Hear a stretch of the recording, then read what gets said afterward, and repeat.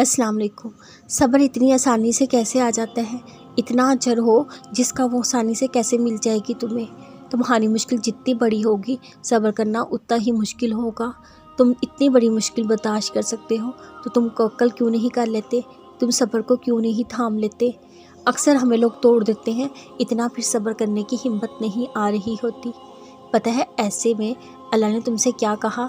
अल्लाह ताला ने हज़रत मोहम्मद सल्लल्लाहु अलैहि वसल्लम को भी यही फरमाया था, ए नबी, बुराई को इस तरीके से दफ़ा करो जो एहसन हो।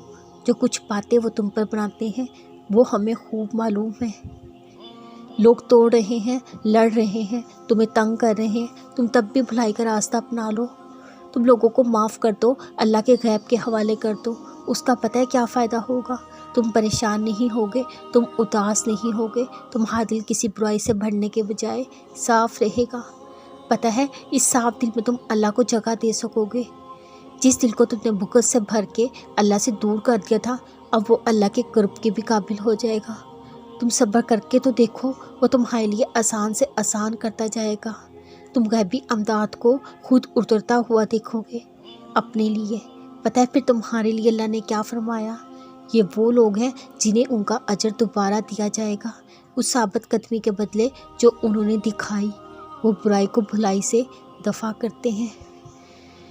क्या हुआ अगर तुम्हें एक टास्क दिया जाए, तुम्हें चोट लगेगी लेकिन उसके बाद तुम्हें बादशाही मिलेगी। तुम वो चोट खुशी खुशी अपना लोगे।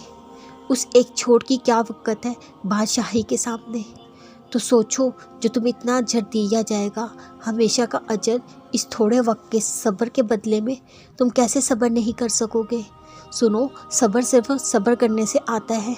तुम सब्र करते जाओ, अल्लाह तुम्हारे लिए आसान से आसान करता जाएगा।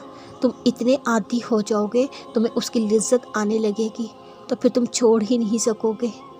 कभी अगर डगमगाने लगो, एक काम करना, तुम कुछ ना करना, सिर्फ सब्र कर लेना।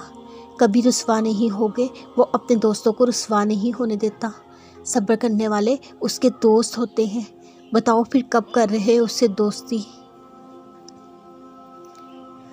टूटे दिल जब अल्लाह के सामने रो पड़ते हैं, यकीन जानो उस वक्त से मकाफ़ात अमल शुरू हो जाता है।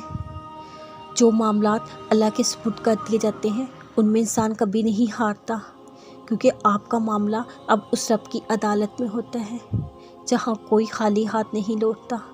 और सबसे बेहतर कौन जानता है कौन सी चीज़ आपके हक़ में बेहतरीन है, कब कहाँ कैसे अता के दरवाज़े खुल जाए, ये रब बेहतर जानता है।